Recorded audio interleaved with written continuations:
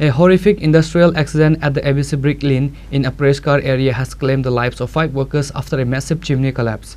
Following the tragedy, Dhalai District Magistrate Saji Vivek H rushed to Kamalpur on Wednesday night to oversee the emergency response. The incident, which occurred late Wednesday, initially injured 8 individuals, of whom 5 have now succumbed to their injuries. Accompanied by Kamalpur SDM Subham Meena, the District Magistrate conducted a thorough inspection of the accident site at the ABC Brick Kiln. The District Magistrate later visited Kamalpur BSM Hospital to meet with Santosh Gupta, the survivor currently admitted there, to inquire about his health and the specifics of the incident.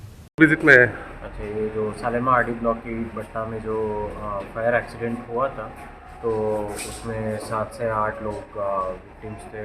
उसमें से 3 लोग brought dead to the Kamalpur subdivision hospital और एक minor injury sustain कर रहे थे, और बाकी जो 3 मेजर इंजरी सस्टेन किए थे उनको डिस्ट्रिक्ट हॉस्पिटल रेफ़र किया गया था और वहाँ से एजीएमसी रेफ़र किया गया।